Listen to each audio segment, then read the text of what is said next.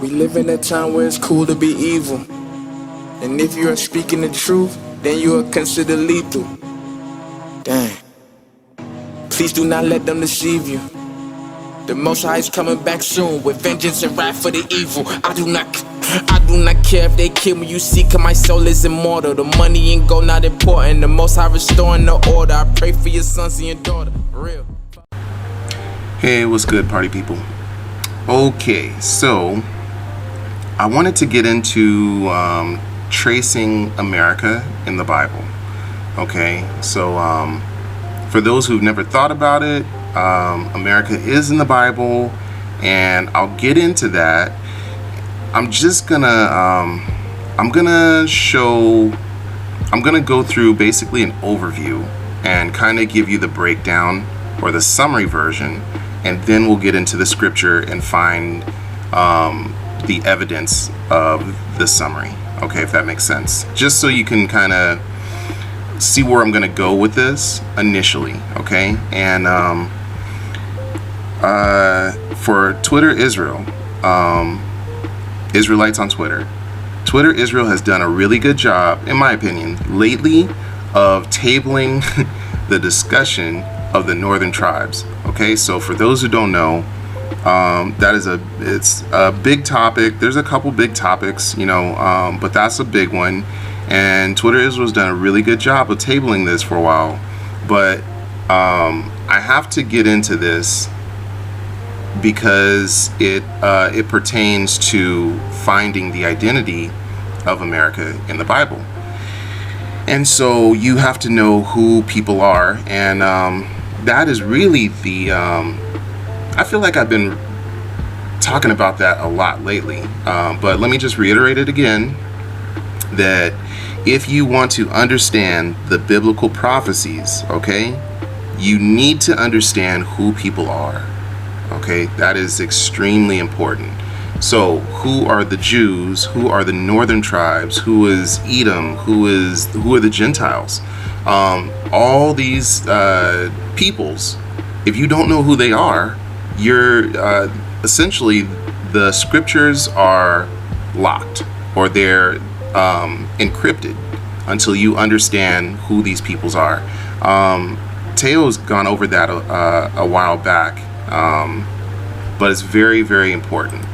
Okay, so I'm going to get into the northern tribes, and I'm just going to give you an overview. But if you'd like to understand how I came to this in depth, the conclusion of who the northern tribes are, go to my website, blaksimba.com, blaksimba.com, and then you can read through. I wrote a whole series on Hebrew anthropology, okay, on who the Israelites are, both the northern and the southern tribes, and how I came to the conclusions that I did.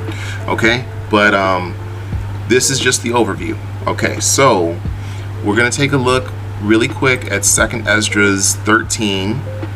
And 2nd Esdras, for those who don't know, is an apocryphal book. That means that it was in the Eurocentric canon that you're familiar with, but it was removed around like the late 1800s or so. So what is going on with this? Yeah. Okay. So it's an apocryphal book, but it was written by the same author of the book of Ezra that you are familiar with, that's still in the Eurocentric canon. So it's the same author. Ezra wrote, I think, at least 3 books, okay, and then 2 of them were removed, and then the one that you're familiar with was the one that they left in. Okay, so we'll start at verse 39. We'll read this, and then 2 specific points come out of here that are very important regarding the 10 tribes. Little backstory. This is what's going on is Ezra has been he's been talking with an angel of Yah. That angel, he was given a vision, and he didn't understand the vision, and so the angel explained the vision to Ezra, and then this is the portion near the end of his vision where the angel is explaining to him. Okay, so verse 39. As to the fact that you saw him collecting to himself another peaceful multitude. These are the 10 tribes that were taken captive from their land in the days of King Hoshea, whom King Shalmaneser of the Assyrians took across the river as a captive. Okay, so just stopping right here, this basically sums up the last time that, if you're familiar with the modern Eurocentric canon, this is basically the last time the northern tribes show up in the canon, okay, in the Israelite writings that the Europeans have compiled of modern day. I say that like that because there's an Ethiopic canon of the Bible, and they still have many of the what we consider apocryphal books in their canon today. So for those who want to, say or disregard the Apocrypha, it's only the Apocrypha according to the canon, the Eurocentric canon that you've been looking at. Okay, so again, and not to get too much into that, but I'm just noting, note that the Apocrypha you consider removed today was removed in the late 1800s, but those books were initially part of canon, for one. Two, the Ethiopic canon still has many of these apocryphal books. So to say that you should not, look into these is you're clearly biased towards the Eurocentric canon. Okay, continuing. So the northern tribes were taken away by the Assyrians, right? They were taken into another land, but they made this plan for themselves. They would leave the multitude of the nations and go into a more remote region where the human race had never lived. Okay, so there's hint or main point number one, that the northern tribes went into a land, they migrated to a place where humans had never lived. Okay, so wherever they went, they're clearly the indigenous of that land. Let's continue. Verse 42. There they would be able to observe their customs, which they hadn't kept in their own region. They went in through the narrow passages of the Euphrates River. Then the Most High gave them signs and stopped the flow of the river until they had passed. They made a long journey through that region for a year and a half, and that region is called Arzareth. They lived there until the last time, and now they begin again to return. Okay, so they lived there until the last time. This is consistent with the first statement that was made that we read in verse 39, because it says, as to the fact that you saw him collecting to himself another peaceful multitude. So who is this man collecting to himself the peaceful multitude, which is the northern tribes of the northern Israelites, okay? The house of Israel as opposed to the house of Judah, okay? This is clearly Yeshua, okay? King Yeshua is collecting his children, or I guess for King Yeshua, his brothers and sisters, and he's bringing them out, okay? He's bringing them out of captivity. And if that's true, then just like it's saying here, they lived there until the last time. So they're saying that wherever they migrated, they were the indigenous of that land, right? Because they were the first humans to live in that land, and they would not migrate again. Okay, so wherever the northern Israelites went, they would stay there for the majority of human history. Okay, so those two notes. Northern tribes would go to a place never dwelt by humans. B, wherever they dwelt, they would stay there until the end times. So we already know who the Jews are. Okay, well, I guess I'm gonna have to go into that too a little bit.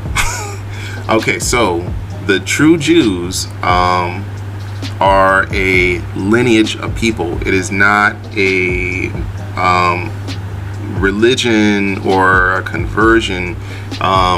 We're talking about what does it mean to be a Jew according to Scripture. Then you're talking about lineage, okay? people were Israelites because they descended from Israel. Okay, so it's telling you that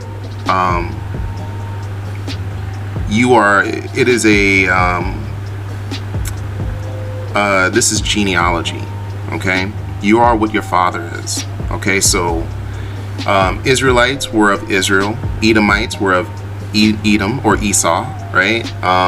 Moabites descended from Moab, Ishmaelites descended from Ishmael, Hebrews descended from Abraham, okay, and so on and so on. So the Hebrew Israelites were very big on recording lineage, okay?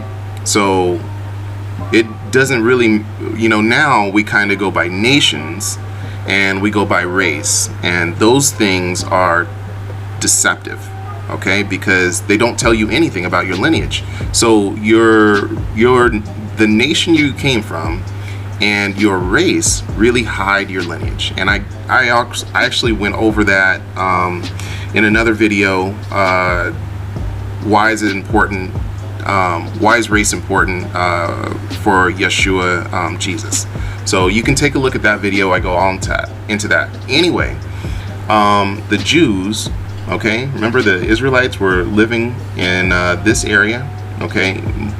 Most notably, I guess, is this little sliver, but their land is actually much bigger, okay?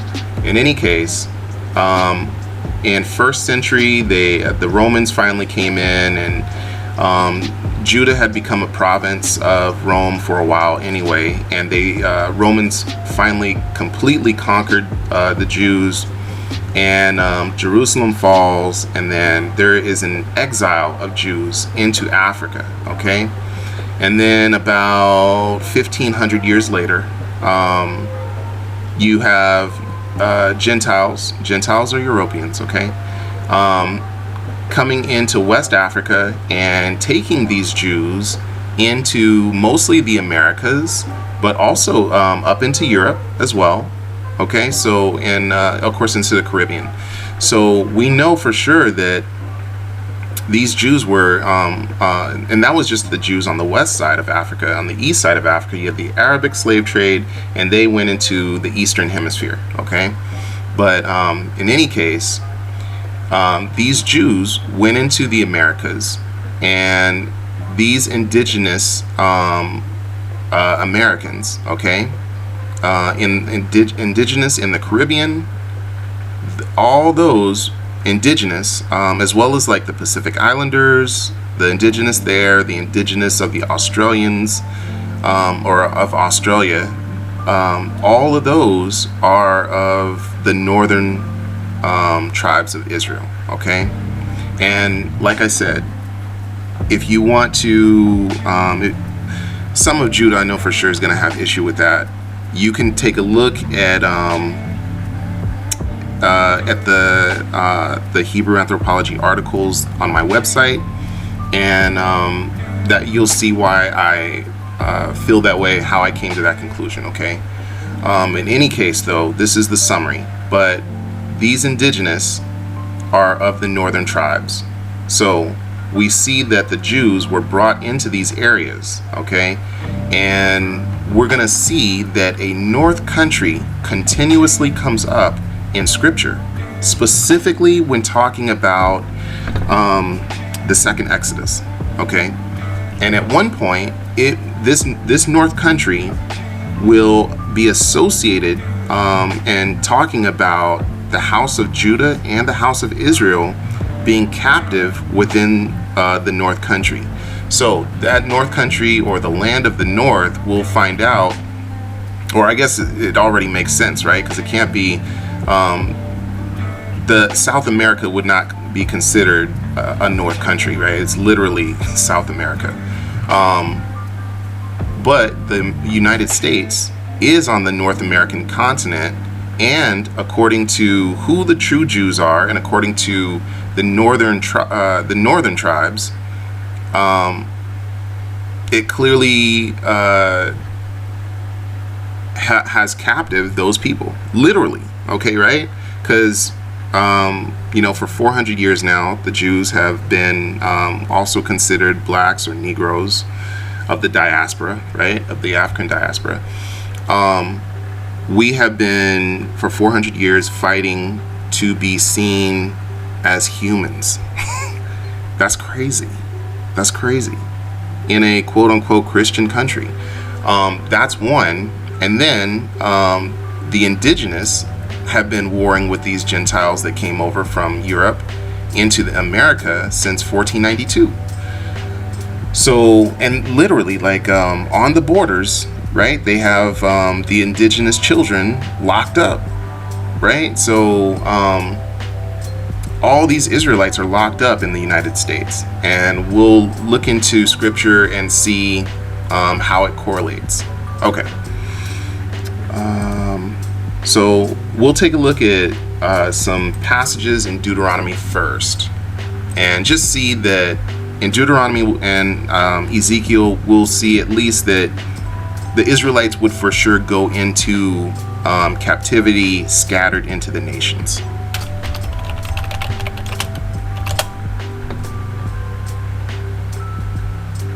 Oh, I misspelled it. It's not going to get there.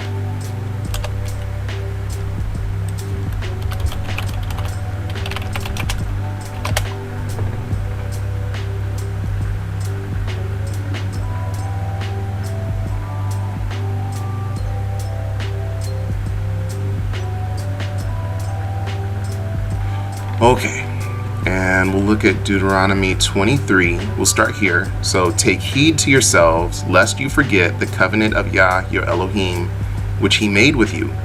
Okay, so this is Deuteronomy is written by Moses. Okay, and then Moses is giving this message to the Israelites. Okay, so he says, take heed to yourselves, lest you forget the covenant of Yah your Elohim, which he made with you, and make for yourselves a carved image in the form of anything which Yah your Elohim has forbidden you. For Yah your Elohim is a consuming fire, a jealous Elohim. Let's continue. Verse 25, when you beget children and grandchildren, have grown old in the land, and act corruptly, and make a carved image in the form of anything, so he's bringing it up again, these carved images, and do evil in the sight of Yah your Elohim to provoke him to anger, I call heaven and earth to witness against you this day, that you will soon utterly perish from the land which you cross over the Jordan to possess. You will not prolong your days in it, but will be utterly destroyed, and Yah will scatter you among the peoples, and you will be left few in number among the nations where Yah will drive you. Okay, so the Israelites would be scattered among the peoples, among the nations, and they would, not only that, but they would be left few in number. Okay, that is clearly what we saw. Let me just add this in case people forget. Okay, so the northern tribes, the house of Israel, indigenous Americans, Pacific Islanders, and Australians. Oops. Okay, and then the Jews, okay, or the house of Judah, are considered the Negroes. Okay.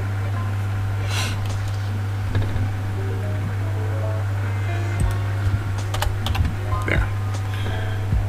Okay, so these peoples fit already. We're just looking at what was that, verse 27? Okay, so and Yah will scatter you among the peoples, and you'll be left few in number among the nations where Yah will drive you. So both of these peoples fit this passage. Okay, so let's take a look at the famous / infamous Deuteronomy 28. For those who don't know, Deuteronomy 28 now is a very popular chapter as of late. It goes over, it starts with the blessings, but it's a pretty long chapter, and it like verse 15 and on goes into the curses of disobedience. Like here's the blessings of disobedience, or the blessings of obedience. Okay, and it says the curses on disobedience here. So from here on, it goes into these curses that would fall upon the Israelites if they fell away from the Most High, which they did, right? However, these curses are very helpful today because they really stand as identifiers. They stand as identifiers in finding who the true Israelites are. Okay, so they're very important. Let's see, verse 64. Okay, it says, then Yah will scatter you among all peoples, just like Deuteronomy 4, from one end of the earth to the other, and there you shall serve other Elohim, which neither you nor your fathers have known, wood and stone. Okay, so again, the Israelites will be scattered all through the earth. Okay, just notice though that what we read in 2nd Esdras, there is a distinction on how the northern tribes were scattered as opposed to the Jews. Okay, the Jew, that term, it tells you that person, like to say someone's a Jew, that means they're of the house of Judah. So it's implied that they're a southern tribe Israelite. Okay, so that was Deuteronomy 28, and then I think we'll look at Ezekiel 6. Yeah, so we'll look at Ezekiel 6.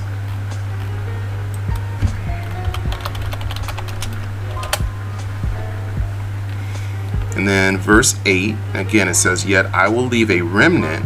Okay, that's consistent as well, because remember in Deuteronomy 4, it said that that he would leave the Israelites few in number among the nations. Yet I will leave a remnant, so that you may have some who escape the sword among the nations when you are scattered through the countries. Okay, so it is very clear. Okay, I'm bringing these 3 passages up about the Israelites being scattered in case you're not aware that that would happen. But the Israelites would be scattered through the countries. Therefore, one of the countries that they had been scattered to is America. Okay, let's continue. Oh, okay, that's right. And then we'll take a look at a bunch of passages in Jeremiah, and most of these, or maybe all of them, they're going to look at the second Exodus. So all these passages will be about the second Exodus, and then we'll get clues. Okay, so Jeremiah 23 verse 7, therefore behold, the days are coming, says Yah, that they shall no longer say, as Yah lives, who brought up the children of Israel from the land of Egypt, but as Yah lives, who brought up and led the descendants of the house of Israel from the north country. Oh, there's that north country, right? And from all the countries where I had driven them, and they shall dwell in their own land. So they shall dwell in their own land because he's bringing them out of their captivity, right?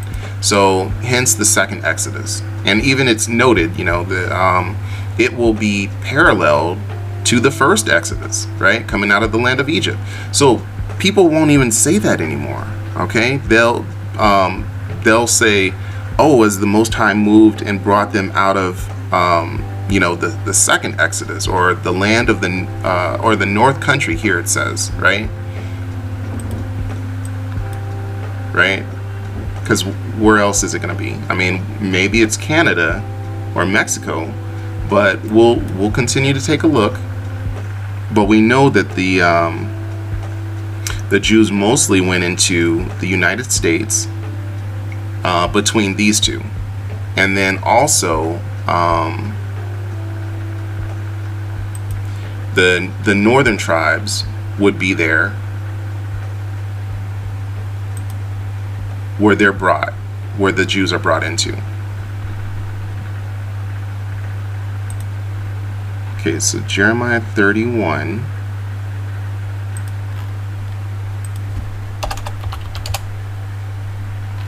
And then again, verse 7 and 8. For thus says Yah, sing with gladness for Jacob, and shout among the chief of the nations. Proclaim, give praise, and say, O Yah, save your people, the remnant of Israel. Behold, I will bring them from the north country. Okay?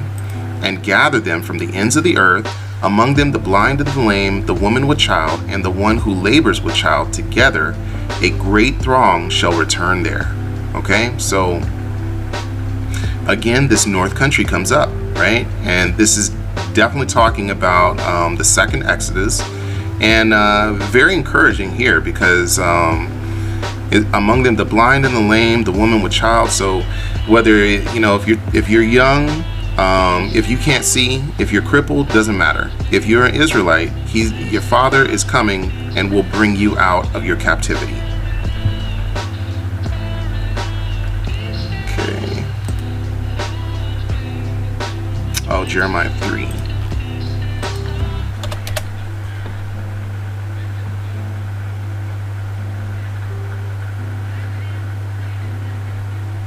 Okay, verse 18. In those days the house of Judah shall walk with the house of Israel, and they shall come together out of the land of the north to the land that I have given as an inheritance to your fathers. So this is especially telling here because now they're saying the house of Judah will walk out with the house of Israel. Now we already noted that the house of Israel would not move from where they went. So when it puts the house of Judah along with the house of Israel, they're telling you that Judah must have been brought to wherever the house of Israel is, right? Since the house of Israel would not migrate again until the second Exodus happens. So if the house of Judah is already there being held captive with them, then we know that Judah was brought into or migrated, but we know who the Jews are. So we know that they were forcefully brought to the house of Israel. Okay. Again, though, the land of the north comes up.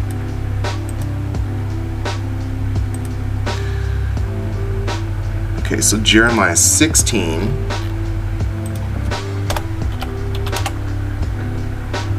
What was that? Verse 14. Okay, so therefore, behold, the days are coming, says Yah, that it shall no more be said, Yah lives who brought up the children of Israel from the land of Egypt, but Yah lives who brought up the children of Israel from the land of the north and from all the lands where he had driven them, for I will bring them back into their land, which I gave to their fathers. That's almost word for word reiterated. Okay, so it is very, very clear. The Most High is really, he's really putting an emphasis on this word here through Scripture that he will come back for his children. Okay, the subtitle here tells you as well, but if you're thinking that we read the same thing, I think it was Jeremiah 23 the first time we read it. So this is Jeremiah 16. It's a different chapter, but the same focus is reiterated for sure. Okay, and again, it brought up the land of the north. So what is this land of the north exactly? Well, let's continue, okay, because it's already appearing to look like America. If the house of Judah and the house of Israel will be in this land of the north, we know that that is true for sure for America. So if it's not America, what other country has taken both or has the northern tribes captive and the Jews captive within that one nation and is also considered a land of the north? Okay, there's no other there's no other nation that identifies as that. Okay, let's continue though, because we're gonna get even more information from Zechariah 2. Okay.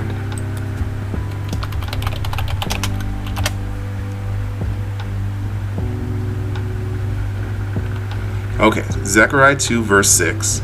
Up, Flee from the land of the north, again, right? Says Yah, for I have spread you abroad like the four winds of heaven, says Yah. Up, Zion, escape you who dwell with the daughter of Babylon. Okay, so now the daughter of Babylon is associated to the land of the north. Okay? In this statement, they are synonymous. Okay? Also, side note, Zion is held within this daughter of Babylon. Okay? Up Zion, escape you who dwell with the daughter of Babylon. Zion, it was a portion of Jerusalem. Okay? But, so Jerusalem was in the house of Judah, for those who don't know. That means that, there were Jews in Jerusalem, obviously. But these Jews of Zion they even hold the name of the city that they came from. Okay, so the Jews that lived in that portion of Jerusalem, in Zion, the descendants of those Jews are in the daughter of Babylon. Okay, I don't know if that was clear, but what I'm saying is the Jews that are in the daughter of Babylon, they are Zion. Okay, so the Jews that are in America are what is considered Zion. Those because Zion is, like I said, represents a location as well as a people, just like Judah. Okay. So now that we have this daughter of Babylon information, right? Now that that's associated and synonymous to the land of the north, which we've been reading, the land of the north has come up all those other times throughout Jeremiah, right? So now we're going to take a look at Isaiah 47 to see what Isaiah says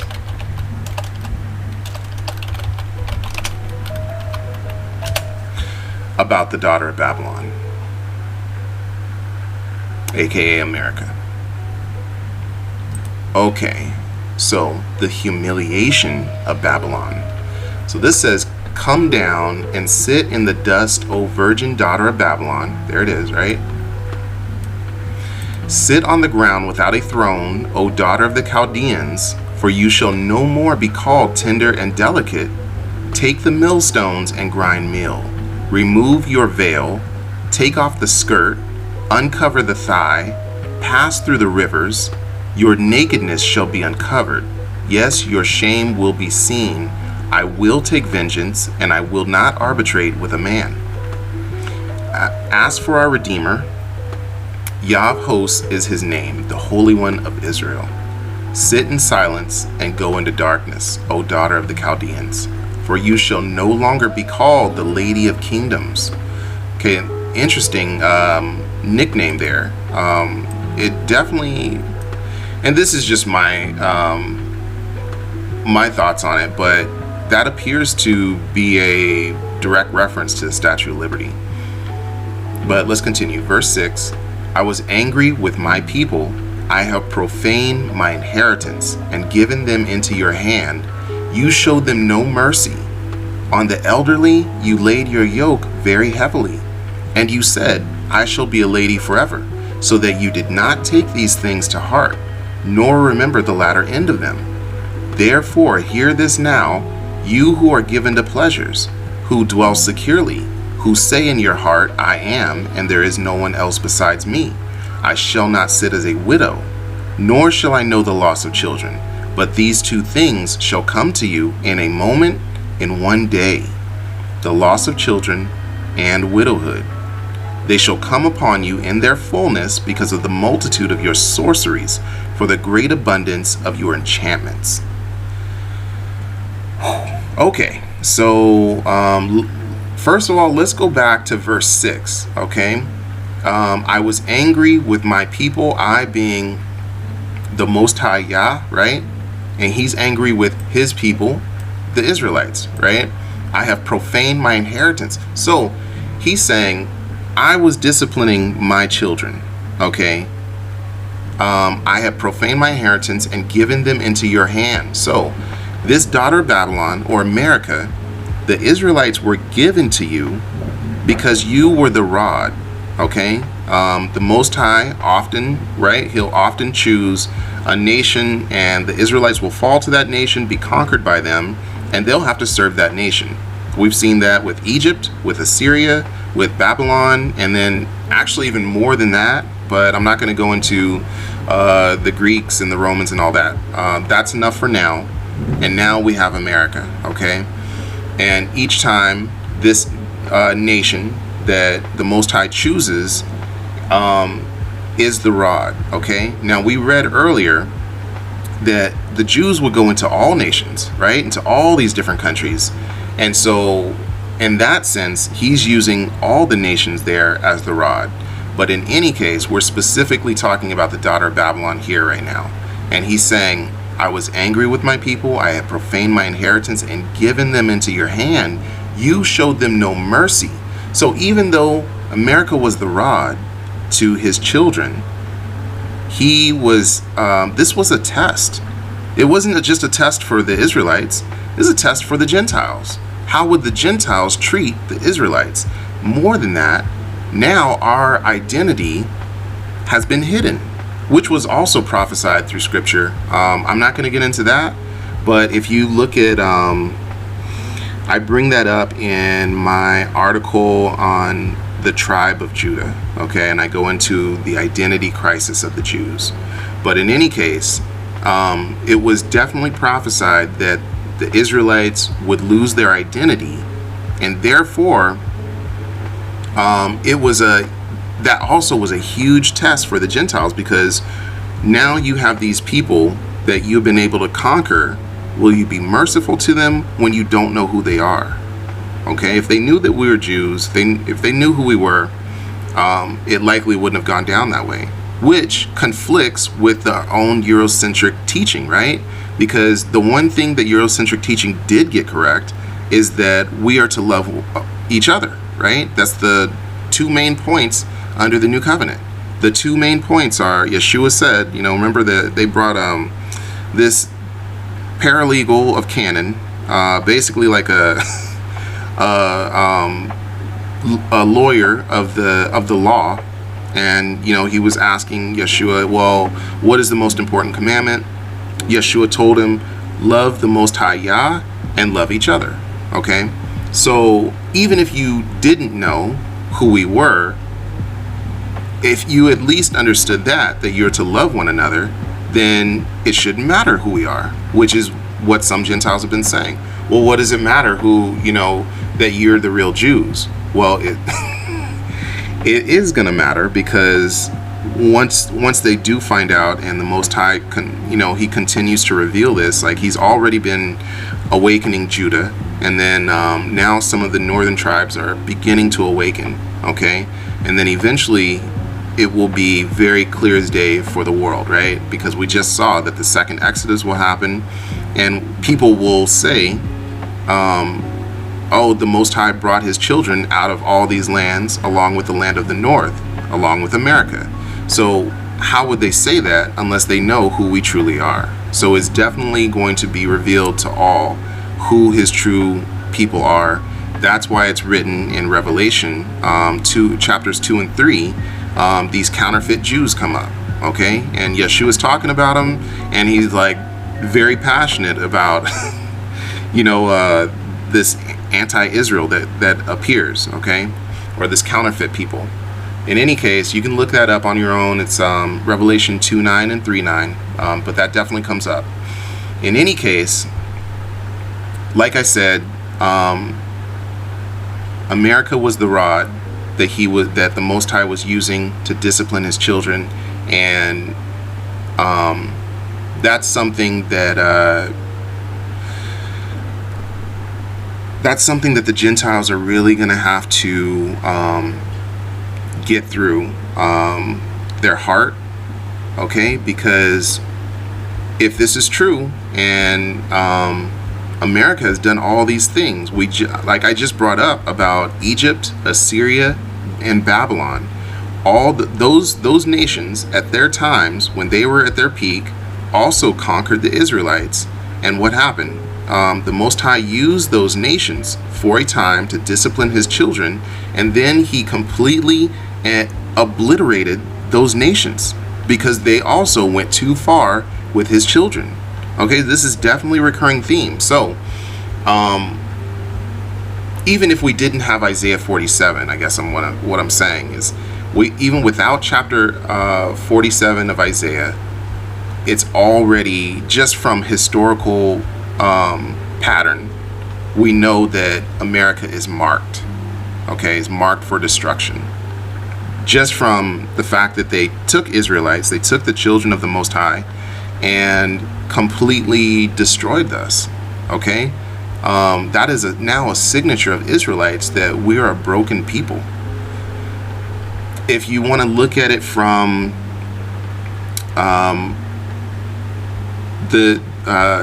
some people can see that the New World Order is on its way. Okay, they're doing away with cash right now. Coins, there's a shortage of coins. Likely eventually cash itself will be gone. Okay, that's specifically referenced in Revelation 13.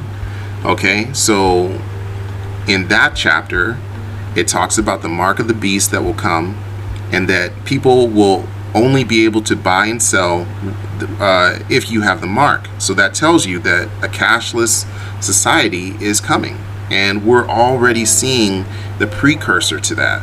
Okay, but my point in bringing up the New World Order is that if the New World Order is being ushered in, that means that the current world order will have to be destroyed.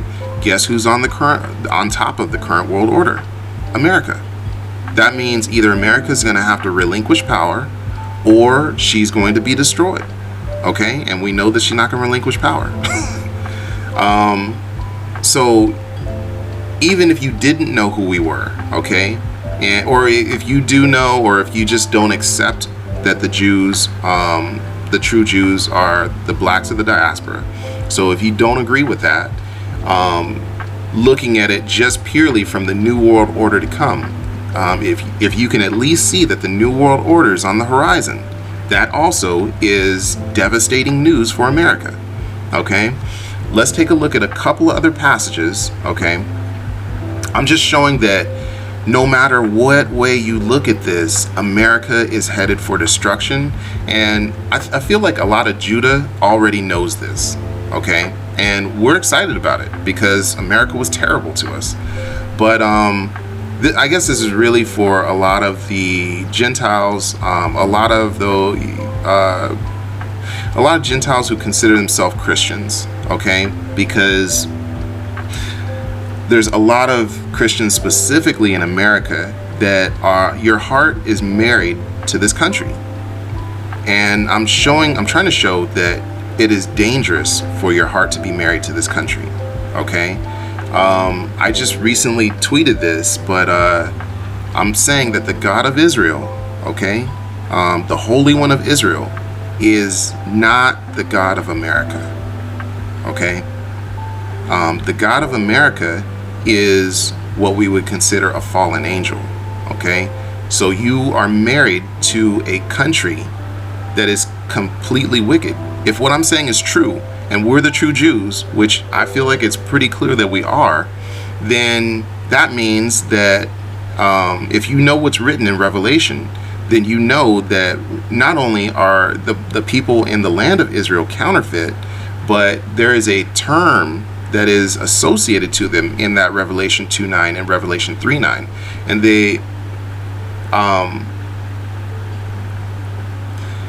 those people are associated and aligned with America. Okay, so America is completely backing the counterfeit Israel. Do you see what I'm saying? So America is definitely wicked, and that means your heart is married to wickedness. Okay, I read Deuteronomy 4 earlier, right? It was talking and warning the Israelites then. That was Moses warning the Israelites, you need to leave those carved images alone.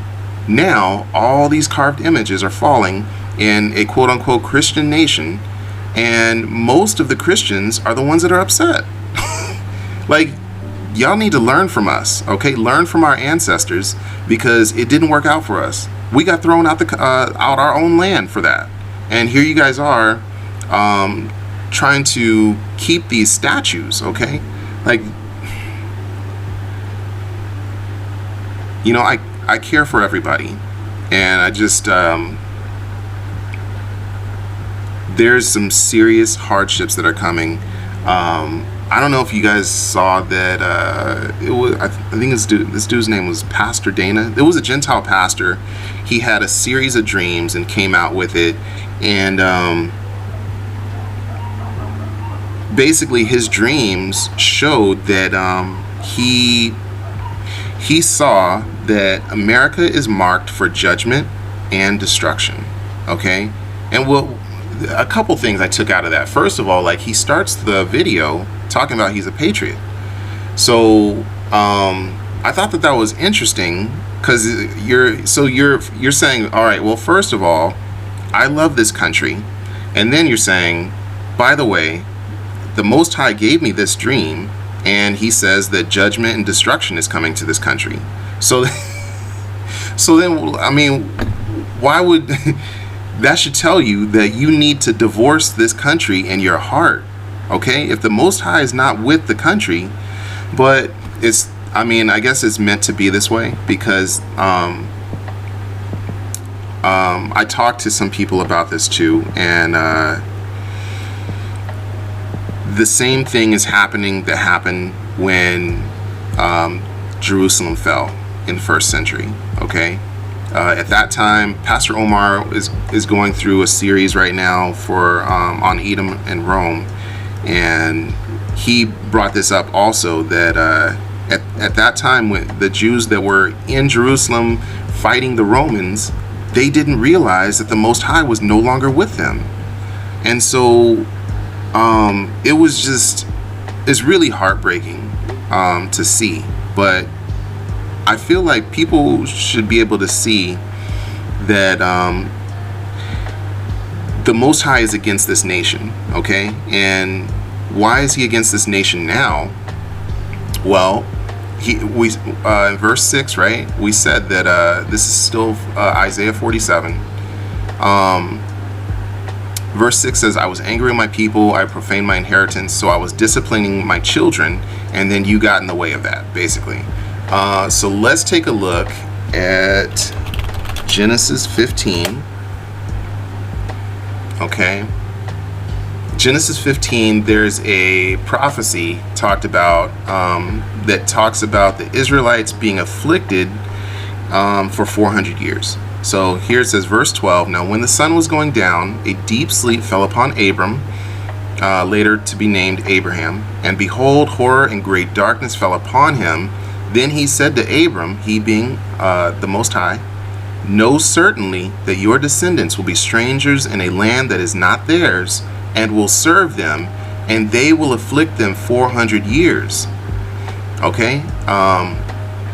So, again, this is a great prophecy, because how many peoples ever have been held captive in a foreign land for 400 years? Okay? So if we could see a timeline of history, just human history altogether, how many times would it come up for a people being afflicted for 400 years in a foreign land? Not many. That's what I'm trying to say. Okay, so probably it would be the only time would be this time, right? Since the Jews have been in America for since 1619, so August 20th, 1619. 400 years from then would be the 400th year will have started in 2019 August. So last August, that 400th year began, and that 400th year will end in this year, this August. Okay, so it's coming up, which is also interesting because a lot of Judah have been talking about big expectations regarding the second Exodus for around this time. But all that to say, if they've been afflicted for 400 years, we have been afflicted for 400 years, then it would make sense, because they're in a foreign land here, that this was part of their discipline.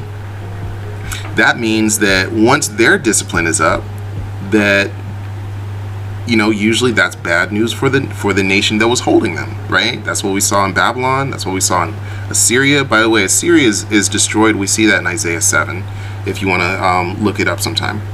And then, of course, we definitely saw it in Egypt. Okay?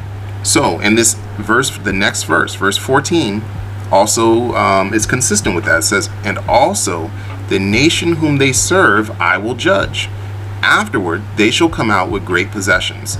So, me personally, that's what I'm expecting, because it looks like this is the 400 years, and I don't know. I feel like a lot of Judah was probably looking at this too. I know Teo and Dante have brought this up many times about the 400 years. 2020 hits, everything is going crazy, right? So then, if you don't have this, if you don't have all this understanding, that's why some people are celebrating, okay? Because this country was terrible to us. Now we're seeing the country collapse, and we understand that that's a precursor to our salvation, right? So it says, after the 400 years, and also the nation whom they serve I will judge. So the 400 years will end this August. The judgment will begin. After the judgment finishes, we shall come out with reparations. So that's a lot too, because some of the debates and just some of the responses have been very disrespectful, very non-loving, and these are responses that I've gotten from people who claim to be Christians, and what I'm talking about is some people are saying, right, the reparations is a big topic right now. Well, blacks shouldn't get reparations, or some people are saying we don't deserve reparations because nobody today was a slaver, or nobody that lives today owned any slaves. But what does the Most High have to say about it? The Most High told us right here, also the nation whom they serve I will judge. So this judgment is coming after the 400 years. That means that the people that lived in the first 300 years of this 400-year period are all in Sheol, or they're all in the grave, right? So then why is this judgment coming?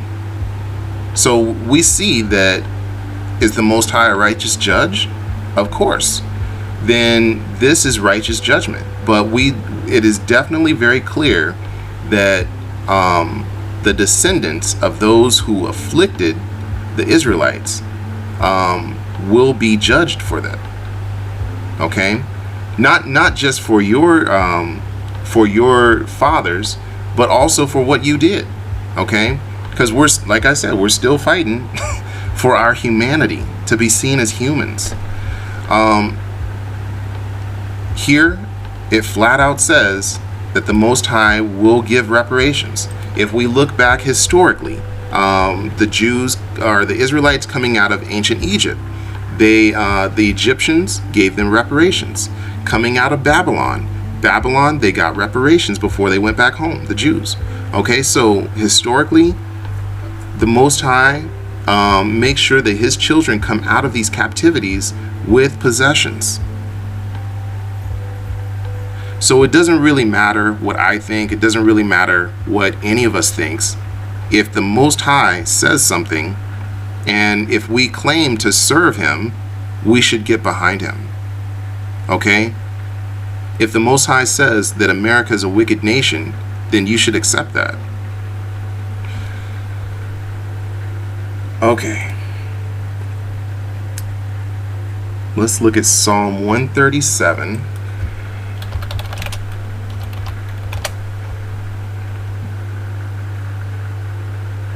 Psalm 137 also has a passage about the daughter of Babylon, and then we'll take a look at that. I think I have one more passage, and I think that'll be it for here. Okay, so verse 8, O daughter of Babylon, who are to be destroyed, right? Happy the one who repays you as you have served us. Happy the one who takes and dashes your little ones against the rock. So this is very harsh, but to be honest, there's some serious harshness coming to America, to the daughter of Babylon. Okay, but notice it says, happy the one who repays you as you have served us. So who is this one who is being repaid? Isn't this the Israelites? Yes. Okay. By the it tells you right here. Longing for Zion in a foreign land. Okay, and we know Zion are Jews, right? So happy the one who repays you as you have served us. So if those in the land of Israel are the true Jews and America got destroyed, would they be happy? No. No, they wouldn't, because America has been supporting the Israelis. Okay, who's going to be happy? The true Israelites will be happy when the daughter of Babylon, when America falls. And you're already seeing that in Twitter Israel, if you're into those groups. Okay, but I'm just showing you that it is very clear that the Israelites will be happy when the daughter of Babylon is destroyed. That should tell you how badly the Israelites were treated in this country. Okay, and I'm also bringing this up because I've been told, oh well, my ancestors were slaves too, and I've experienced oppression from the police and these types of things. So people are trying to equate their suffering with my suffering, but will they be happy when America falls? Most of the people that have told me these things will not be. So I'm just showing you that there is a difference between us, okay?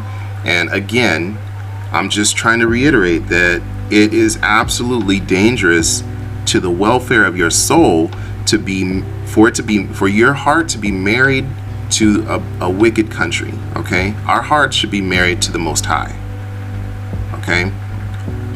We should be serving our King, Yeshua, okay? Okay, Jeremiah 50.